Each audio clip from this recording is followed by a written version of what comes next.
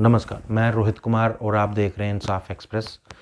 आज हम बात करेंगे उस मुद्दे पे जो हमेशा ही हम पुलिस को बताते आए हैं, हमेशा ही पुलिस की मदद करने की कोशिश की, लेकिन हमेशा की ही तरह पुलिस ने हमें इग्नोर करा, हमारे एविडेंस को इग्नोर करा, हमारी बातों को इग्नोर करा।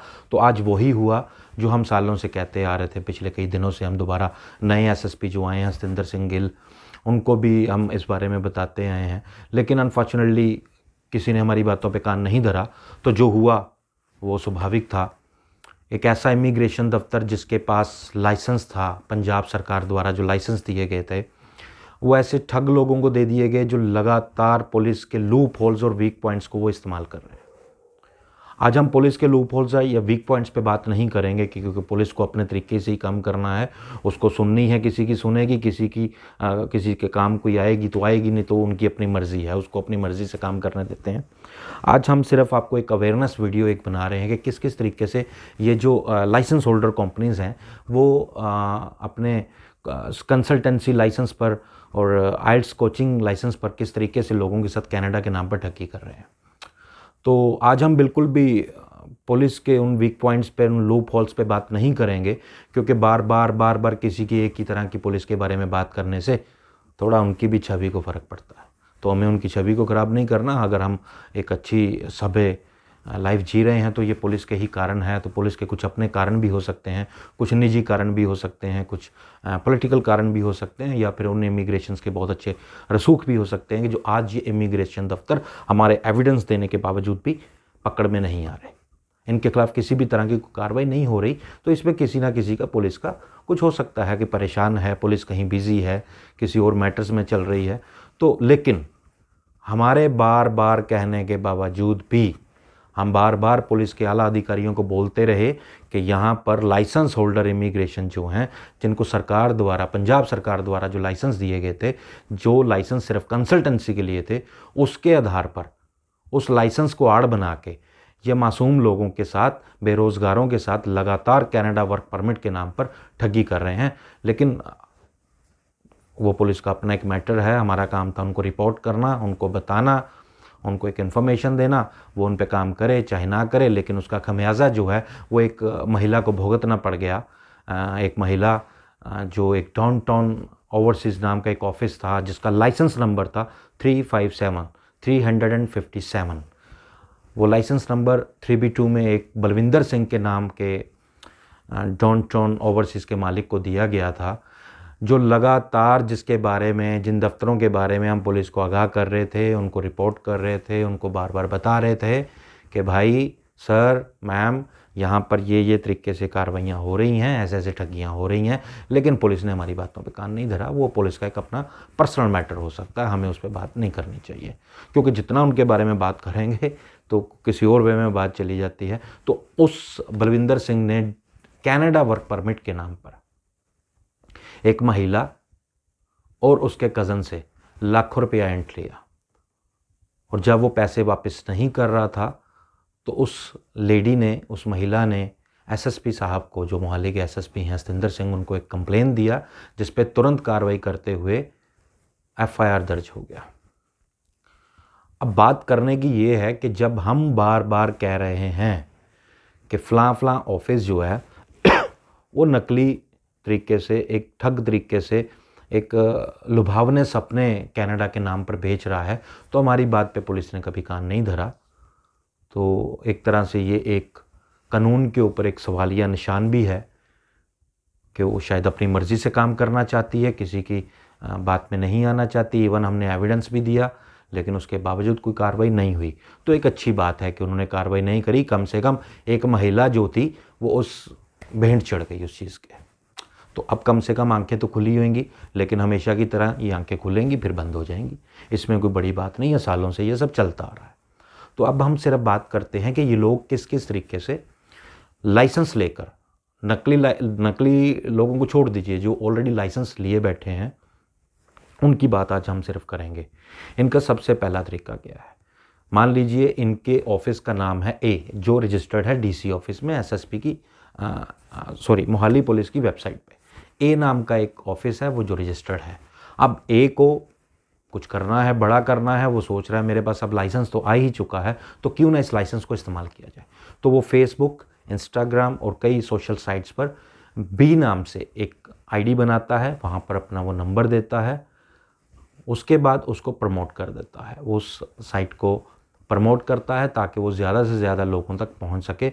लेकिन अन्य प्रदेशों में, पंजाब में बहुत कम लोग देते हैं ऐसी एड्स, ऐसे विज्ञापन बहुत कम हैं।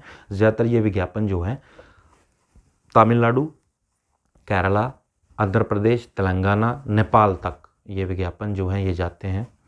तो वहाँ के जो मासूम लोग, जो बेरोज़गार लोग हैं, वो इनका लाइसेंस देख के इनकी बातों में आ जाते हैं। और जब वो यहाँ पर आते हैं मोहाली में, चंडीगढ़ में, तो वो उनको अपना लाइसेंस नंबर दिखाकर, अपना लाइसेंस सर्टिफिकेट दिखाकर, ये देखिए हम पंजाब गवर्नमेंट से मंजूर शुदा हैं, हमें अप्रूव्ड हैं, तो उनको ये कनाडा वर्क परमिट के नाम पे वर्गला देते हैं। उनसे लाखों रुपए ऐंठ लेते हैं। फिर वो लोग कई कई बार चक्कर लगाते हैं, कभी 6 महीने, कभी साल, उसके बाद भी उनका कुछ नहीं बन पाता। तो हमने अपनी पिछली वीडियो में, अपनी पिछली न्यूज़ में भी आपको यही बात बोली थी, चाहे इनके पास जैसा भी लाइसेंस हो, आपको एक बार अपने मन से खुद से तसल्ली कर लेनी चाहिए, ताकि ये लोग आपका खून पसीने से कमाया गया जो कमाई है उसको किसी भी तरीके से ये लूट ना पाएँ।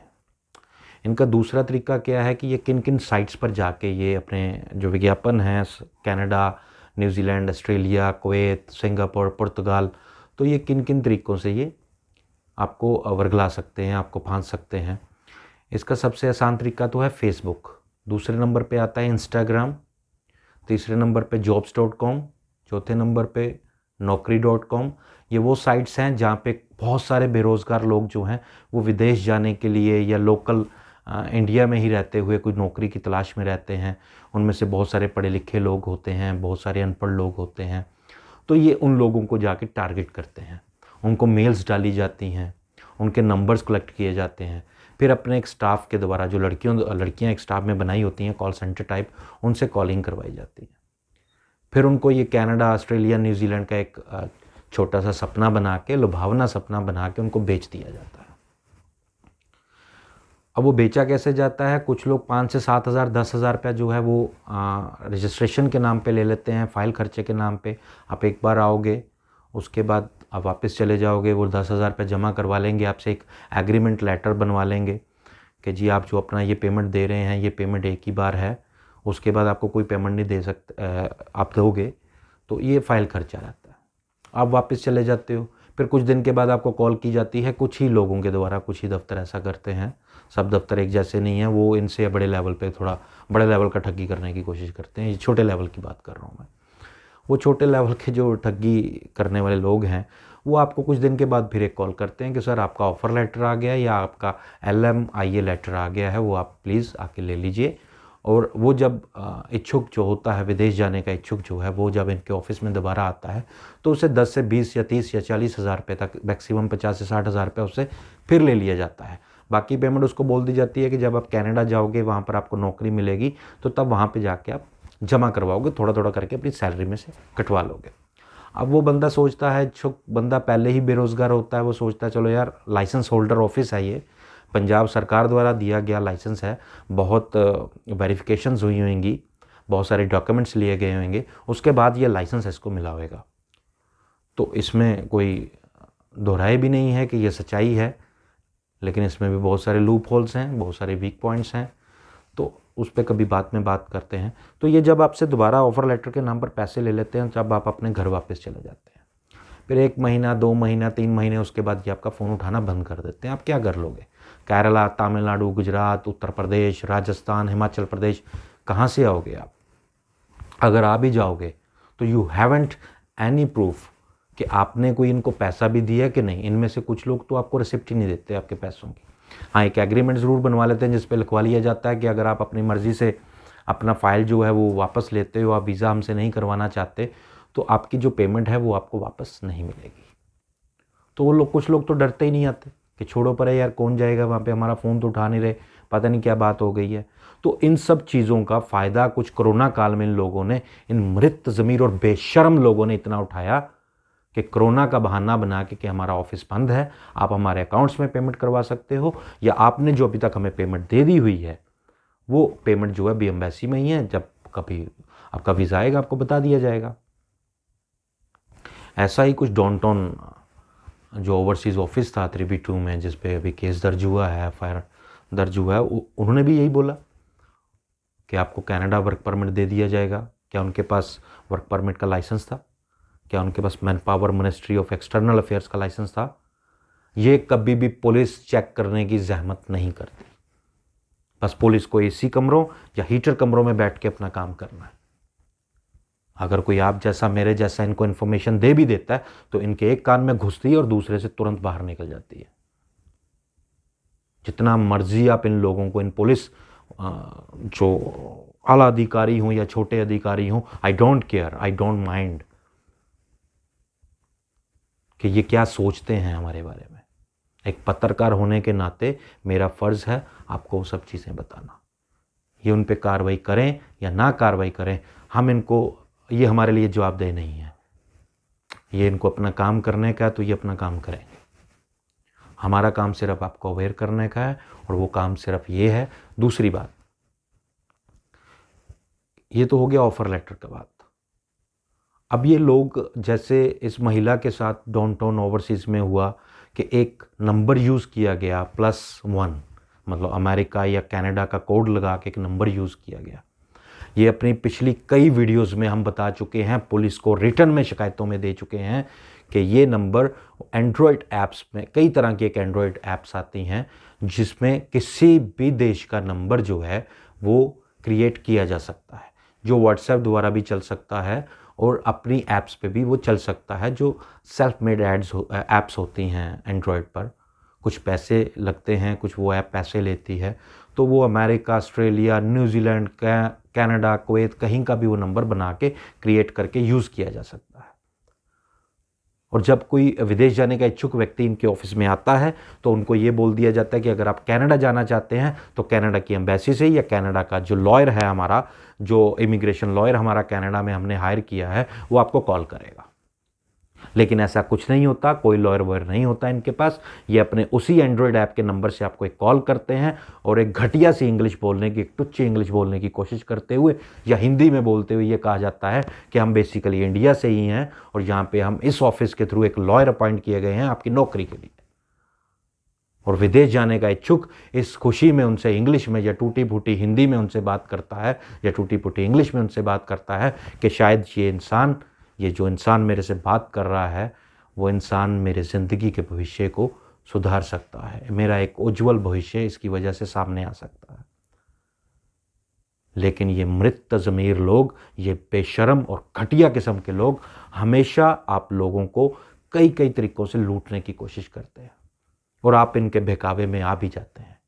कसूर इनका भी नहीं है, हमारे द्वारा या और बड़े मीडियाज़ के द्वारा और कई बार तो पुलिस के द्वारा भी आपको कई बार समझाया जाता है, लेकिन आप लोग ना तो समझना चाहते हो ना सुधरना चाहते हो। ये नंबर्स टोटली नकली होते हैं, इनके पास किसी भी तरह का कोई वर्क परमिट नहीं है और ना ही, सबसे बड़ी बात, इनके पास कोई लाइसेंस है। अगर आप कभी इनको फ़ोन पे बात करो तो अगर आप इनसे फ़ोन पे पूछोगे कि कनाडा में कौन से शहर और कौन सी कंपनी में आप मेरी नौकरी दिलवा रहे हो, तो इनका सिर्फ एक ही रटा पिटा सा सवाल होता है कि हम बहुत सारी कंपनीज़ में और बहुत सारे शहरों में आपकी फ़ाइल लगा देंगे, आपके प्रोफाइल के हिसाब से जो भी कंपनी आपको नौकरी देगी तब हम आपको ऑफ़र लेटर में बता देंगे। ये तो ऐसा प्रतीत नहीं होता जैसे पूरे कनाडा को, ऑस्ट्रेलिया को, न्यूजीलैंड को, कई देशों को सिर्फ इंडिया से ही लेबर की ज़रूरत है, सिर्फ पढ़े लिखे लोग और अनपढ़ लोग इंडिया में रह गए हैं जो सबके सब यहाँ से निकल जाएंगे। और सबसे हैरानगी और हंसी वाली बात यह है कि आप अनपढ़ भी होगो तो भी चल जाओगे, आपको आइल्स करने की भी ज़रूरत नहीं है, आपको वीज़ा मिल जाएगा और आपकी सैलरी, आप इतने काबिल हो, आप अनपढ़ होते हुए भी इतने काबिल हो, इतने आप में कैपेबिलिटीज़ हैं, इतनी एबिलिटीज़ हैं कि वहाँ का जो लॉयर है या वहाँ का जो एम्प्लॉयर है वो आपको फ्री ऑफ कॉस्ट अपने पास रख रहा है कि भाई साहब आप प्लीज़ मेरे पास आ जाइए, मेरे पास यहाँ पे काम करिए, मैं आपकी सैलरी में से आपकी तनख्वाह काट लूँगा। मैं आपको रहना भी दे दूंगा, मैं आपको खाना भी दे दूंगा, मैं आपको जूते भी दे दूंगा। ऐसा कुछ नहीं है। दुनिया में बहुत सारे गरीब देश हैं जहाँ की लेबर बाहर जाना चाहती है, जहाँ के लोग बाहर जाना चाहते हैं। ऐसा कुछ नहीं है। दूसरी बात, इनके पास मिनिस्ट्री ऑफ एक्सटर्नल अफेयर्स का जो मैन पावर का लाइसेंस होता है वो नहीं है। इस तरह के कई नाम मोहाली शहर में इस समय हैं जो लगातार पुलिस की आंखों में धूल झोंकते हुए, उनको मूर्ख बनाते हुए, नकली नामों से फेसबुक और कई सोशल साइट्स पर विज्ञापन देकर कनाडा में सेटलमेंट के, वहाँ पे सेटल करवाने के, वहाँ पे परमानेंट रेजिडेंस दिलवाने के नाम पर, ओपन वर्क वीज़ा के नाम पर आपको वर्गला के आपका लाखों रुपये ऐंठ लेते हैं। अब अगले तरीके की बात करते हैं। अगला तरीका जो है इन इमिग्रेशन दफ्तरों का, ये एक वेबसाइट क्रिएट करते हैं। अभी मैंने कुछ एक दिन पहले खुद से 11 फेज़ मोहाली में एक ऑफ़िस है जो बड़ा खुद को रिप्यूटेड ऑफ़िस मानता है। पुलिस की नज़र में वो बहुत रिप्यूटेड ऑफ़िस है। जब उसके बारे में हमने पुलिस को जानकारी दी तो पुलिस ने ऐसा चेहरा बना लिया अपना जैसे मानो उनको तोप का गोले के आगे रख दिया हो। तो ये शोभा नहीं देता पुलिस को। अगर हमारी इन्फॉर्मेशन गलत है तो हम पे सीधे सीधे वो ऑफिस डेफेमेशन का केस लगा सकती है। अगर हम झूठे हैं तो पुलिस हमारे खिलाफ, आप पुलिस को जो भी कार्रवाई करना होगा वो करे। हम सिर्फ इन्फॉर्मेशन विद एविडेंस देते हैं, आगे उनको जो कार्रवाई करनी है वो करे। उनके ऊपर नहीं होती तो हम पे ही कर दो, कम से कम कुछ तो करो, लेकिन मर्जी है पुलिस की, ठीक है। अब उस ऑफिस को जब मैंने कॉल करा तो उनको ये लगा कि अब उसमें भी गलती उनकी नहीं थी, मेरी गलती थी, क्योंकि मुझे पहले रिसर्च करना चाहिए था कि इसने अपना जो विज्ञापन है वो किस स्टेट में बूस्ट किया है, कहाँ पे प्रमोट किया है। मैंने अपने पंजाब के नंबर से जब उसको कॉल करी तो उसने सीधे सीधे मना कर दिया कि हम वर्क परमिट करते ही नहीं, स्टडी वीज़ा है, आइलेट्स है, तो आपके 5.5, 6.5 या 4.5 भी बैंड्स हैं तो आपको नौकरी दे दी जाएगी, सॉरी स्टडी वीज़े पे आपको बाहर भिजवाया जा सकता है। तो बड़े आश्चर्य वाली बात थी कि यार विज्ञापन तो इन्होंने कनाडा वर्क परमिट का दिया हुआ है तो स्टडी वीज़े की बात कैसे। तो बड़ा दिमाग लगाया तो समझ में आया कि यार ये विज्ञापन तो साला केरला में दिया गया था, वहाँ पे प्रमोट किया गया था, आंध्र प्रदेश में प्रमोट किया गया था। तो करना कुछ नहीं पड़ा, सिर्फ ट्रू कॉलर में तेलंगाना कर दिया गया और दोबारा कॉल की गई उनके दूसरे नंबर पे। तो वहाँ से एक सुरीली सी आवाज़, एक लड़की की आवाज़ आई, उसने बताया कि हाँ हम वर्क परमिट करते हैं, आप कहाँ से बात कर रहे हैं, तेलंगाना से बात कर रहे हैं। तो उन्होंने पूरा प्रोसीजर हमें समझा दिया कि किस तरीके से आपको हम वर्क परमिट दिला सकते हैं। अगर आप अनपढ़ हो तो भी आपका वर्क परमिट आपको मिल जाएगा, डोंट वरी। फिर हमने थोड़ा सा इसी ऑफिस के ऊपर एक थोड़ी सी रिसर्च और करी तो बड़ा स्कैम सा एक नज़र आया। एक वेबसाइट, उसका मैं नाम अभी नहीं बताऊंगा, वो वेबसाइट सामने आई। उस वेबसाइट पे अनफॉर्चुनेटली इनसे एक गलती हो गई।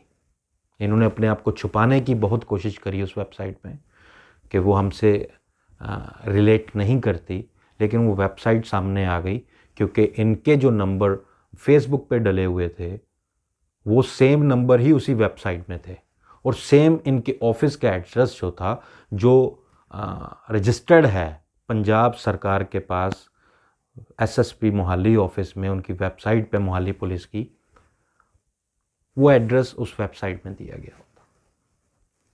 उसमें दुनिया का कोई ऐसा देश नहीं था जहां पर नौकरी का ऑफर इन्होंने उस वेबसाइट पे ना दे रखा हो। Gulf countries, Europe, Australia continent, America continent, Asia continent, north Asia, south Asia, इन्होंने कुछ नहीं छोड़ा। एक झाड़ू मारने वाले से लेके एक डॉक्टर तक की नौकरी उस वेबसाइट पे इनके पास है कि अब हमारे पास आइए, हम आपको नौकरी पे Canada, Australia, New Zealand, Kuwait, Nepal, Sri Lanka, पता नहीं कहाँ कहाँ, एक मंडी की तरह वो वेबसाइट बनी हुई है। हमने फिर उस वेबसाइट में जो नंबर दिया गया था उस पर एक बार फिर दोबारा कॉल करी, सिर्फ एक एविडेंस इकट्ठा करने के लिए कि महाशय जो पुलिस के ऑफिसर होंगे उनको देने के लिए कि सर प्लीज़ एक बार तो आम जनता के बारे में आप सोच लीजिए, कुछ तो कर लीजिए। माना थोड़ा गाड़ी से बाहर निकल के गर्मी, अभी थोड़ा मौसम चेंज हो गया, थोड़ा गर्मी भी फीलिंग आती है तो समझ में आता है, कोई बात नहीं। वो फ़ोन पे बात जब हमारी हुई तो पता चला कि ये ऑफिस भी वो सेम ऑफिस है, लेकिन वो लड़की इतनी शातिर निकली कि उसने खुद से अपने ऑफिस का एड्रेस हमें मैसेज नहीं किया। उसने सिर्फ अपनी एक मेल आईडी दी और मेल आईडी पे कई बार हमें कॉल करा कि उस मेल आईडी पे आप अपने डॉक्यूमेंट्स हमें सेंड कर दीजिए, हम आपका ऑफ़र लेटर आएगा तो आपको एक बार यहाँ पे आना पड़ेगा, हमारी इतनी फ़ीस है, आपको वो जमा करवानी पड़ेगी। उसके बाद आपका एक प्रोसीजर जो है वो शुरू हो जाएगा कनाडा वर्क परमिट के लिए। अब समझ में एक चीज़ तो आ गई कि बहुत एक हाइड आउट सा बना रखा था इन्होंने, एक ऐसा माहौल क्रिएट किया हुआ था अपने इर्द गिर्द इन्होंने कि किसी भी तरीके में ये पकड़ में नहीं आ सकते। उसका सबसे बड़ा एक कारण है, उसका कारण सबसे बड़ा ये है कि पंजाब के लोगों को ये वर्क परमिट के लिए बहुत ही कम बुलाते हैं। ये ज़्यादातर अन्य प्रदेशों, जो दूसरे स्टेट्स हैं, जो पंजाब से काफ़ी दूर स्टेट्स हैं, ये उन लोगों को ये वहाँ के बेरोज़गार, वहाँ के मासूम लोग, वहाँ के गरीब लोग, उनको ये टारगेट करने का काम करते हैं। ये एक ऐसे खून चूसने वाली लींच हैं कि जो एक बार चिपक जाती है तो उतरने का नाम नहीं लेती। ये कुत्ते की वो दुम है इनके मालिक, जिनको सीधा जितना मर्जी करते रहो, ये सीधा होने का नाम नहीं लेती। तो पुलिस भी क्या करेगी? इनको एक जगह से उठाया जाता है, पर्चा दिया जाता है, ये दूसरी जगह बैठ जाते हैं। इनको परवाह नहीं, इनको है मतलब सिर्फ पैसे से। इनको किसी की ज़िंदगी की परवाह नहीं है, इनको कानून का डर नहीं है, इनको खुद की फैमिली का डर नहीं है। इनको सिर्फ चाहिए खुद की खुशी और खुद के लिए पैसा, जिसके लिए किसी भी हद तक जाने को तैयार है। क्या मोहाली पुलिस अब ये चाहती है कि लोग अपने सुसाइड कर लें जिनके पैसे मारे जाते हैं? तभी क्या मोहाली पुलिस इन लाइसेंस होल्डर दफ्तरों के नाम पर ये जिस तरीके से इन्होंने घोरक धंधा अपना वर्क परमिट का छेड़ रखा है, उनके खिलाफ तभी कार्रवाई करेगी जब कोई इंसान अपनी जान गंवा बैठेगा। आज जिस तरीके से डाउनटाउन ओवरसीज ऑफिस ने जिस तरीके से ठगी की, इस तरीके के बारे में हम पीछे कई वीडियोस डाल चुके हैं, उसका तरीक़ेकार बता चुके हैं इनका ठगी का, लेकिन पुलिस के सर पे जूं तक ना रेंग पाई। ऐसा ही हमारे साथ दोबारा हुआ 23 फरवरी 2021। हम रिटर्न में, मैंने अपने लेटर हेड पे, अपने न्यूज़पेपर के लेटर हेड पे फेज़ 11 के एसएचओ को एक इसी तरह के ऑफिस के बारे में एप्लीकेशन दी, उसका एविडेंस दिया कि ये वर्क परमिट कर रहा है, उसकी फ़ोन रिकॉर्डिंग दी कि ये बंदा ऐसे कर रहा है, ये वर्क परमिट, कनाडा के वर्क परमिट के नाम पर पुलिस की आंखों में धूल झोंक रहा है, तो कृपया करके इसके खिलाफ जो भी बनती कार्रवाई वो की जाए। लेकिन महान पुलिस का महान काम कि अभी तक उसके खिलाफ किसी भी तरह की कोई कार्रवाई नहीं हुई। हम कार्रवाई करने को नहीं कहते, बिल्कुल नहीं कहेंगे कार्रवाई करने को, क्योंकि पुलिस की भी अपनी मजबूरियां हैं, उनको थोड़ा ट्रैफिक संभालना है, उनको नाके लगाने हैं, उनको वीआईपी ड्यूटीज़ देनी हैं, उनको अपनी लग्जरी कारों में थोड़ा सा घूम के अपना एरिया चेक करना है, उनको कोई मतलब नहीं है। एक पत्रकार होने के नाते, एक जर्नलिस्ट होने के नाते हमारा फ़र्ज़ था पुलिस को जहाँ पे कोई काम हो रहा है ऐसा, उसका एविडेंस देना, उसके बारे में क्या जानकारी एकत्रित हम कर सकते थे वो हमने पुलिस को दे दी। उसके बाद भी अगर कोई पुलिस कार्रवाई नहीं कर रही तो वो उनकी खुद की हेडेक है, उनको क्या करना है उनके साथ वो कर लेगी। लेकिन कम से कम मैं आप लोगों से मैं रिक्वेस्ट करता हूं कि ऐसे इमिग्रेशन ऑफिस जो खासकर मोहाली में पाए जाते हैं, जो वर्क परमिट देने का दावा करते हैं, उनके पास अब मत आइए। वो बच्ची, वो महिला जो पिछले कई महीनों से डाउनटाउन ओवरसीज़ के चक्कर काट रही थी, अपने पैसे, अपने खून पसीने की कमाई वापस मांग रही थी, आखिर हुआ क्या? उसको आखिर में पुलिस के पास ही जाना पड़ा। और पुलिस ने भी क्या किया, एक एफआईआर दर्ज कर लिया, ख़त्म। अब वो पकड़ा जाएगा, जेल जाएगा, उनका आपसी समझौता हो जाएगा, क्योंकि लेडी को क्या चाहिए, उसके दिए गए पैसे। वो पुलिस के पास इसलिए गई थी कि उसके पैसे उसको वापस मिल जाए। उसको जब पैसे वापस मिलेंगे, उसका केस जो है, उसका जो लॉयर है डाउनटाउन ओवरसीज़ वाले का, वो क्वेश्चनिंग हाई कोर्ट में लगवाएगा और दोनों के समझौते का एक एफिडेविट वहाँ पे लगा के केस को डिसमिस कर देगा, ख़त्म करवा देगा। उसके बाद वो एक नए नाम के साथ बाहर निकल के आएगा। ऐसे कई ऑफिसेज हैं मोहाली में जिनकी जानकारी हमारे पास है, लेकिन पुलिस को देने की हिम्मत हमारे पास नहीं है। ऐसा नहीं कि हम पुलिस के इस रवैये से डर गए हैं कि उन्होंने कौन सा कार्रवाई करनी है। हमें पता है उन्होंने कोई कार्रवाई नहीं करनी, इसलिए क्यों अपने फाइलों के कागज़ और पेन स्याही सब कुछ वेस्ट करें। हम सिर्फ आपको अवेयर कर सकते हैं। हाँ, इन सब की लिस्ट, इन नामों की लिस्ट हम हाई कोर्ट को ज़रूर दे रहे हैं, हम पुलिस को ये लिस्ट नहीं देंगे।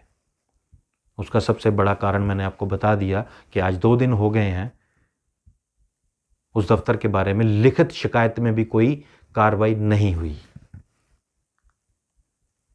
इसके अलावा पिछले 1-1.5 महीने से हम एसएचओ सिटी खरड़ को एक ऑफिस की इंफॉर्मेशन दे चुके हैं, लेकिन उसके बारे में भी कोई कार्रवाई नहीं हुई। तो ये एक सवालिया निशान है जो पुलिस की कार्यप्रणाली पे खड़ा होता है कि तभी पुलिस काम करेगी जब कोई ना कोई लुट जाएगा, जब उसकी मेहनत की कमाई ये ठग लोग लेके निकल जाएंगे। फिर एफआईआर का छनछना बजा के उनके खिलाफ एक कार्रवाई करने का ढोंग कर दिया जाता है।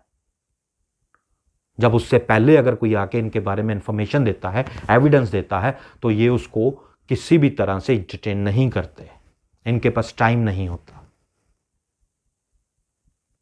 तो हमें भी कोई इनकी इतनी ज़रूरत है नहीं कि हम बार बार पुलिस को जाके इनकी इंफॉर्मेशन देते रहें। तो मैं सिर्फ आप जनता को ही इतना कहना चाहता हूं, पुलिस की मदद लेने की बजाय आप खुद कम से कम खुद के बारे में सोचिए। आप इन लोगों की जानकारी लीजिए, चाहे पुलिस के पास जाके पहले ही जानकारी आपको लेनी पड़े। बाद में कई पुलिस ऑफिसर्स ये बोल देते हैं कि क्या आप हमसे पूछ के आए थे, क्या आप हमसे पूछ के गए थे, क्या करवाना चाहते हो, केस दर्ज करवाना चाहते हो, करवा दो। एक केस दर्ज हो जाता है। तो मैं आपसे यही विनती करता हूं कि किसी भी मोहाली में एसएस नगर या पंजाब, सबसे बड़ी मंडियां आपको मैं बता देता हूं कहां है इस समय कनाडा वर्क परमिट की। मोहाली सबसे बड़ी मंडी है, उसके बाद लुधियाना, अमृतसर, खन्ना, फगवाड़ा, जलंधर तो खैर बहुत बड़ी एक, मतलब शायद मोहाली से भी बड़ी मंडी वहाँ पे लगी हुई है वर्क परमिट के नाम पर।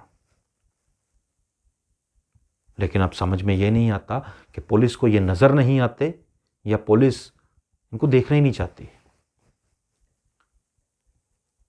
तो मैं सिर्फ आपसे इतना कहना चाहूँगा, इन लोगों से जितना सतर्क हो सके आप रहिए। कोशिश कीजिए कि इनकी अगर आपको फुल जानकारी चाहिए, पूरे जानकारी चाहिए, तो सबसे पहले इनके 2 लाइसेंस हैं वो चेक कीजिए। एक पंजाब सरकार द्वारा जो दिया गया लाइसेंस है उसको चेक कीजिए। दूसरा ministry of external affairs man power का लाइसेंस जो है उसका नंबर आप चेक कीजिए। उसकी जानकारी अगर आपको वहाँ ऑफिस से मिल जाती है तो वो जानकारी लेके वहाँ के लोकल पुलिस स्टेशन में जाइए, उनसे जाके वो पूछिए कि ये 2 लाइसेंस हैं, ये इनके पास हैं और इन्होंने मुझे वर्क परमिट के लिए यहाँ पे बुलाया है। अगर इनमें से एक भी लाइसेंस कम है,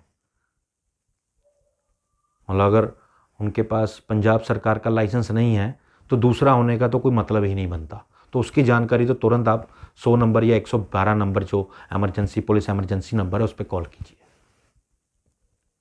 अगर दोनों लाइसेंस उनके पास हैं तो फिर भी ये जानकारी आप लोकल पुलिस को दीजिए कि ये कनाडा वर्क परमिट पे मुझे भेज रहा है। उससे पहले आप ये ज़रूर चेक कीजिए कि जिस जगह पे ये आपको नौकरी लगवाने का दावा कर रहे हैं उस कंपनी का नाम क्या है।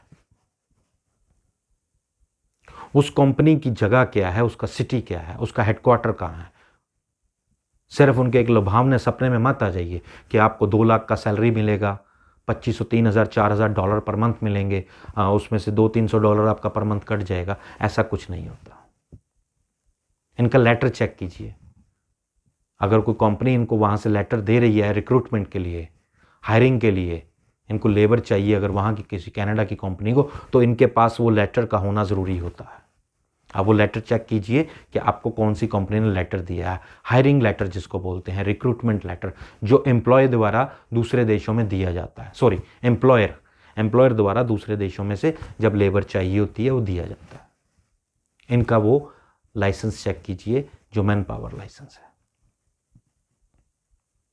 इसके अलावा हमने एक और ऑफिस को मैंने कॉल करा, तो मैंने उसको बोला कि मैं बिस्किट फैक्ट्री से काम कर रहा हूँ, बिस्किट एक फैक्ट्री है वहाँ पे पैकिंग का काम करता हूँ। तो उन्होंने पूछा आपके पास एक्सपीरियंस लेटर है? तो मैंने बोला मेरे पास एक्सपीरियंस लेटर तो नहीं है।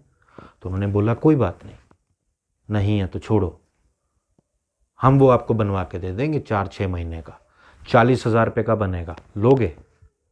हाँ लेंगे। तो दिया। अब क्या पुलिस चाहती है कि वो 60,000 या 40,000 मैं खर्च करूं और वो लेटर लूं? फिर ही ये मानेंगे। उनके एविडेंस,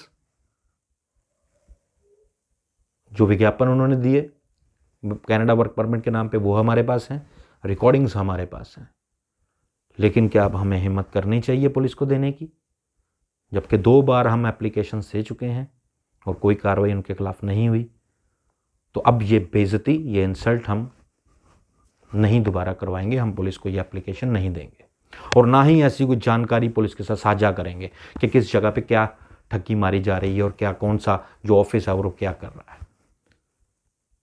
एक जानकारी मैं आप सबके लिए साझा करता हूं, पुलिस को इस वीडियो के द्वारा मिल जाए तो अलग बात है, लेकिन खुद से मैं कभी ये जानकारी आज के बाद पुलिस को नहीं दूंगा। आज एक लाइसेंस होल्डर खरड़ में एक ऑफिस है, उन्होंने आज इंटरव्यू रखा था। दुबई में खान साहब एक कंपनी है, कंस्ट्रक्शन कंपनी, उनके लिए कि वहाँ उनको लेबर चाहिए। मैंने अपनी पर्सनल ईमेल आईडी से जब खान साहब कंपनी को मेल डाली कि क्या आप ऐसी कोई हायरिंग कर रहे हैं इंडिया में, तो वहाँ से एक रिवर्ड मेल आई, I have a proof, mail मेरे पास है, कि we are not hiring any labour from India yet. You should talk, you should tell your family and your friends, they are frauds। हमें ये जानकारी कल मिल चुकी थी, लेकिन पुलिस के साथ हमने किसी भी तरह से ये जानकारी साझा नहीं की। शायद हो सकता है पुलिस की नज़र में ये एक गुनाह हो, एक क्राइम हो, लेकिन हमें भी अपनी बार बार जानकारी दे के पुलिस के हाथों बेइज्जत नहीं होना। अब हम भी इंतज़ार करेंगे, वेट करेंगे कि हमें एविडेंस मिले कि कब ये ऑफिस अपना ताम झाम लेके भागेंगे या लाखों की ठगी मार के किसी कोने खुदरे में बैठ जाएंगे। हम भी अब वेट करना चाहते हैं, जैसे पुलिस वेट करती है कि हमें एविडेंस मिलेगा, वहां पे कुछ रिकवरी को मिलेगा नहीं मिलेगा, तो आई डोंट नो, हमें नहीं पता। हम कोई पुलिस के मुखबर नहीं हैं, हमें तो सिर्फ एक जानकारी मिलती है, एक पत्रकार होने के नाते, एक समाज में रहने का एक सिटीज़न होने के नाते। जब हमें कोई जानकारी मिलती है कि इस जगह पर एक क्राइम हो रहा है, तो हमारा काम सिर्फ उसको रिपोर्ट करना है और कहीं ना कहीं कानून की मदद करनी है। और मैंने पहले भी कानून की मदद करके बहुत कुछ झेला है, और अब और हिम्मत नहीं है कि एक इंसल्ट भी झेली जाए और अपनी जान को भी जोखिम में डाला जाए। जान को भी जोखिम में डालने का मज़ा तभी होता है जब कानून आपकी पीठ की पुष्टपनाही कर सके, आपके पीछे खड़ी हो सके। मोहाली में ऐसे सैकड़ों ऑफिस हैं जो लगातार वर्क परमिट के नाम पर लोगों से ठगी कर रहे हैं। हमारे पास प्रूफ है, हमारे पास विज्ञापन है उनके, हमारे पास वेबसाइट्स हैं, लेकिन हम पुलिस को अब वो नहीं दे पाएंगे, क्योंकि पुलिस के आला अधिकारियों का यही कहना है कि देखते हैं क्या होता है। और वही होता है जो मंजूर खुदा होता है। अब ये लिस्ट जाएगी ज़रूर, लेकिन ये जाएगी या तो मुख्यमंत्री ऑफिस में, गवर्नर हाउस में, डीजीपी साहब के पास। तो एक ऑफिसर ने बहुत अच्छी बात बोली मेरे को, जब मैंने बोला, एक पुलिस के आला अधिकारी हैं, उनको मैंने बोला कि ये लिस्ट मैं हाई कोर्ट में दूंगा, सुप्रीम कोर्ट तक भी PIL हमारी जाएगी। तो उन्होंने बहुत अच्छी बात बोली कि वहाँ से भी तो इंक्वायरी हमारे पास ही आएगी, तो तब क्वेश्चन मार्क, तो तब का तो फिर हमें भी नहीं पता, फिर तो वही होगा जो आज हो रहा है, देखेंगे। एनीवेज, अब सबसे मैं विदा चाहूँगा, और ख़ासकर मैं फिर बोलूँगा कि आप सब लोग प्लीज़ ऐसे दफ्तरों से दूर हो जाइए। इनके पास किसी भी तरह का कोई वर्क परमिट नहीं है, ये सिर्फ आपको एक धोखाधड़ी में रखे हुए हैं। फेज़ 2 में एक ऑफिस है जिसने लाखों की ठगी कईयों से कर चुके हैं, उनकी कंप्लेंट्स वेबसाइट पे बहुत ज़्यादा हैं। अगर उनके जस्ट डायल अकाउंट्स पे ही चले जाएं तो लाखों की ठगी तो वहीं पे शो हो जाती है, लेकिन उन चीज़ों को पुलिस एविडेंस कभी नहीं मानेगी। वो भी अपनी जगह ठीक है, पुलिस वाले भी गलत नहीं है, पुलिस वाले अपनी जगह ठीक है। एविडेंस चाहिए, किसी को पकड़ना है तो एविडेंस चाहिए, उसको शो भी तो करना है, क्योंकि कोर्ट में उसको साबित कैसे करेंगे कि ये ठगी कर चुका है, ये 420 कर रहा है। वो जब करेगा 420, वो तब की तब देखेंगे, जब वो ठगी मार लेगा फिर देखेंगे ना, क्योंकि उसको शो करना पड़ेगा, उसको साबित करना पड़ेगा। वो अगर एक ऑफिस बना के वहाँ पे बैठा है तो वो तो कुछ भी नहीं है ना। पहले वहाँ एक ठगी होनी चाहिए, किसी से लूट होनी चाहिए, फिर ही पुलिस को वो कार्रवाई करनी पड़ेगी, यही कानून बोलता है। आप सतर्क रहिए ऐसे लोगों से, और हमेशा पुलिस की इतनी मदद ज़रूर लीजिए कि कभी आपके ऑफिस में आप किसी में जाते हैं तो पुलिस को उसकी जानकारी ज़रूर दीजिए। धन्यवाद। जय हिंद।